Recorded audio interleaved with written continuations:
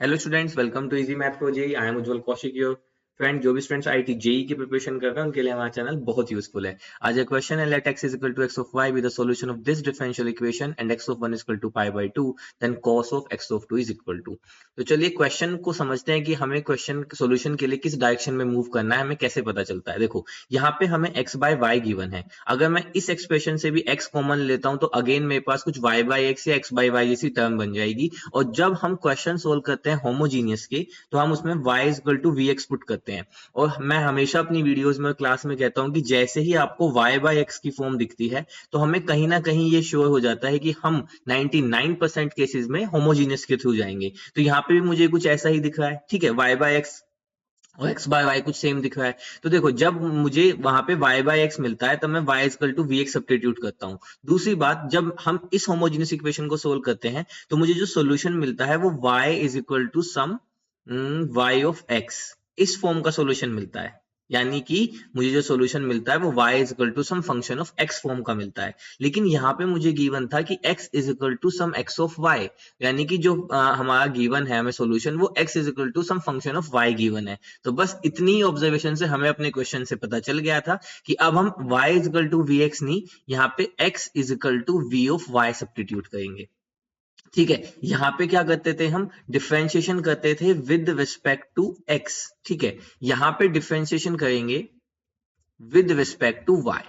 ठीक है, जैसे सेम हमने लीनियर में भी देखा था, क्योंकि इससे पहली शिफ्ट में भी जो लीनियर के लिए क्वेश्चन आए थे वो भी x is equal to x of y form के आए थे। तो हमने dx by dy plus px is equal to q की फॉर्म बनाई थी। ठीक है, अब देखो डिफरेंशिएशन करेंगे विद रिस्पेक्ट टू y तो ये हो जाएगा dx upon dy, this is equal to v, y के लिए 1 प्लस y ऐसे ही, and this is dv upon dy।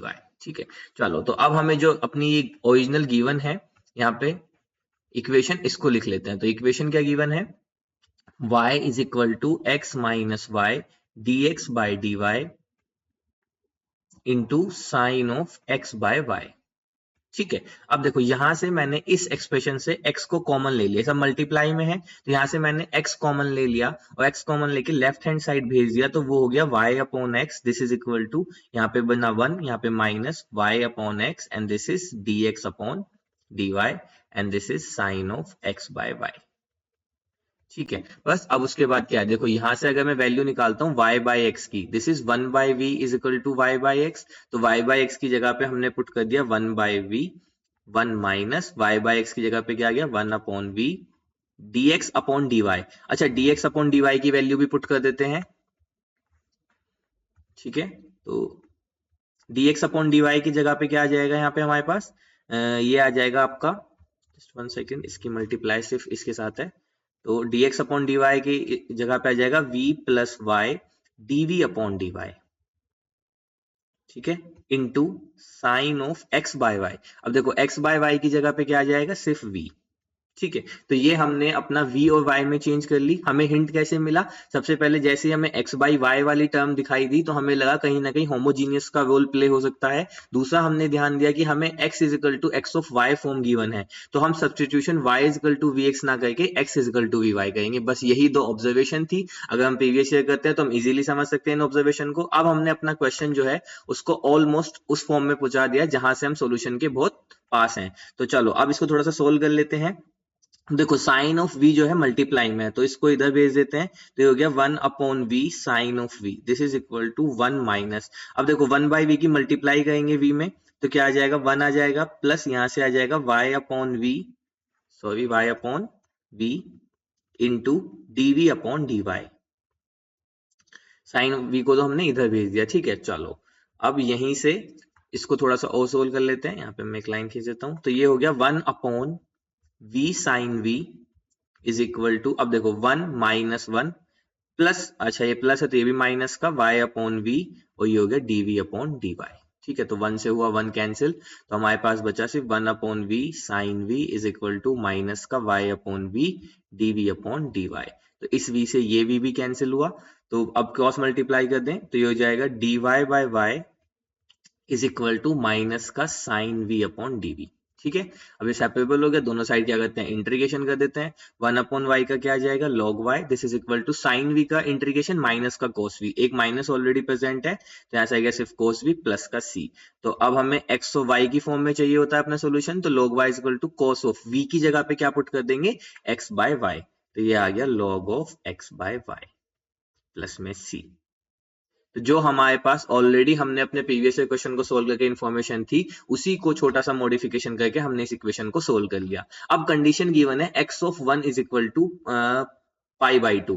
ठीक है, अब सॉल्यूशन किस फॉर्म का गिवन है x ऑफ y फॉर्म का, और कंडीशन गिवन है x of 1 is equal to pi by 2, तो यानी कि y की जगह 1 पुट करना है और x की जगह पे पाई बाई 2, तो यहाँ पे पुट करते हैं, तो log 1 is equal to cos pi by 2 by 1, तो पाई बाई 2 आ जाएगा plus C, log 1 0 is equal to cos pi 0 plus C, तो यहाँ से c की वैल्यू आ गई 0।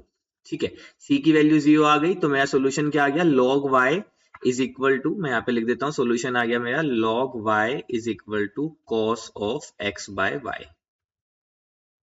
ठीक है, क्योंकि c की वैल्यू क्या आ गई है 0 आ गई है। चलो अब मुझे फाइंड क्या करना है, मुझे फाइंड करना है cos ऑफ x ऑफ 2। ठीक है, तो यानी कि मुझे जो फाइंड करना है वो फाइंड करना है cos of x of 2। Solution है x ऑफ y फॉर्म में, तो यानी कि y की जगह मुझे सबसे पहले क्या पुट करना है 2 पुट करना है, तो चलिए पुट करते हैं। तो यहां से आ जाएगा log of 2 this is equal to cos of x by 2। तो यहां से मेरे पास cos ऑफ x बाय 2 की वैल्यू ये आ गई। मुझे फाइंड क्या करना है, मुझे फाइंड करना है cos ऑफ x। ठीक है, तो cos ऑफ x को अगर मैं x बाय 2 की फॉर्म में लिखूं तो मैं यहाँ पे फॉर्मूला यूज करूंगा cos 2 theta is equal to 2 cos square theta minus 1। तो अब यहाँ पे 2 थीटा ना होगा, अगर थीटा होता है तो ये आता है cos theta is equal to 2 cos square theta by 2 minus 1। ठीक है, मुझे cos x की वैल्यू निकालनी है, तो इसको मैं लिख सकता हूँ 2 cos square x by 2 minus 1 and this is equal to 2 cos x by 2 की वैल्यू क्या है, देखो cos x बाई 2 की वैल्यू हमने निकाली दैट इज log 2, तो ये हो गया log 2 का square and this is minus का 1। तो हमारा जो फाइनल आंसर आएगा दैट इज 2 log 2 का square minus 1 is our final answer. तो देखते हैं 2 log 2 का स्क्वायर माइनस 1, तो option 2 is our right answer. I hope you are able to understand the video. If you have still doubt, you can ask to me into the comment box. Thank you very much. Please subscribe the channel. Be happy.